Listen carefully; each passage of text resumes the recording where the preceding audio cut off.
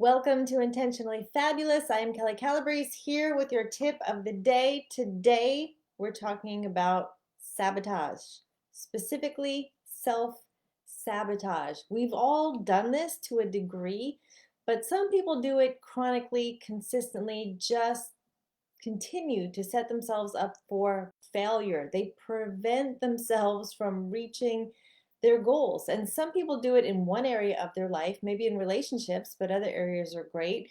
And some people do it in a lot of areas of their lives. I've been fortunate over the years to train so many different amazing people, literally tens of thousands of people. And a lot of the people I would work with, they would have their whole life together except their fitness and their health. And I would work with them on that. And I want to help you today to overcome self sabotage because it is unnecessary, because it is frustrating. It will beat up your self confidence. It will leave you feeling stuck and hopeless. Why do we do it? Why do we sabotage our own success? It seems crazy, right? Well, sometimes we just like to blame other people because it takes it off of us. Sometimes we don't have the confidence. Sometimes we fear the failure. Sometimes we fear success. To be honest, I've never understood that one, but it is a real thing. Some people fear success. Well, what if I will have to change my friends? What will my friends think of me? Well, what will I do if I get it all and lose it all? And all of these things are fear-based things. And so what do you do to self-sabotage yourself? Well, some people will get addicted to something, or there will be some abuse in some area.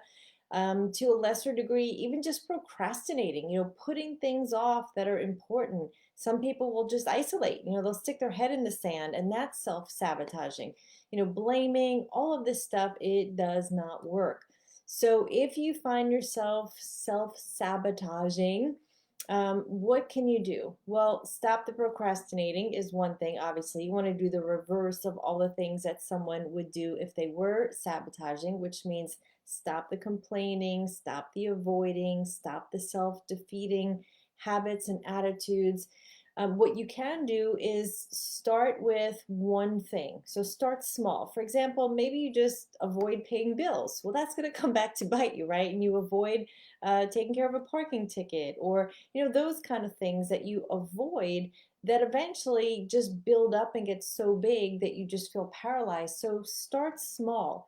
Dave Ramsey in his program, Financial Peace University, says pay off your smallest debt, and then you've got a win, and then you go to the next size debt, and so on and so on and so on. So start small. Don't try and do too much too soon. Get an accountability partner, someone who's going to check in on you and make sure that you do the thing so that you're not sabotaging yourself. And if you're feeling like you're coming from such a low place, look at your past successes because you have done some successful things in the past. Do not go for perfection. It does not exist. Don't even try. I've done other trainings on perfectionism. Go and look them up. But give yourself a chance to make some forward progress. Look at things you've overcome before. That means you can do it again. Start with some self-care if you need to, because that will help to build your confidence. And when you're feeling good about yourself because you are worthy and you're taking care of yourself, then you can start to make some progress and stop the self-sabotaging because you know you are worth it.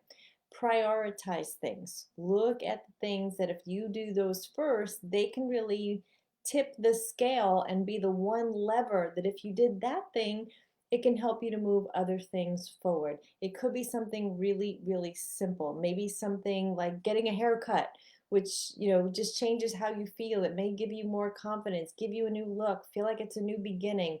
Something that you can do that's going to be different, that's going to help you to stop doing what you did in the past, which is sabotaging yourself. Remember that, like anything else, it's a muscle. Once you start building it and seeing the success, you'll actually come to enjoy it and overcome the fears. And specifically, people will do this in divorce. There is so much fear that is surrounded when someone gets a divorce, whether you're the person who left or you're the person who was left. They start to sabotage themselves because they get to a place where they're just so sad they give up, or so bitter, or so angry, or whatever the emotion is, so depressed that you set yourself up for more depression, more anger, more bitterness, because that's what you're attracting. So know that you can turn it around. It is a choice, it is a decision. You can stop the sabotage, you can get to a place of health, of betterment, of improvement, and eventually living this amazing bonus life. I would love to be here to support you in doing that. I have a free private Facebook group. It's called Intentionally Fabulous, and it's a place where women can go to get support, to talk about the hard things, to laugh, to be encouraged. And if you go on Facebook, it's Intentionally Fabulous, and please join there. Or you can check out my website, kellycalabrese.com, where there's lots of free resources to help you become your best you. If this is not for you, but you know someone going through any seasons of separation, divorce, post divorce, wanting to be a better version of themselves, please send them to that Facebook group or kellycalabrese.com. And I will see you back here tomorrow with your next Intentionally Fabulous tip of the day. Thanks, friends.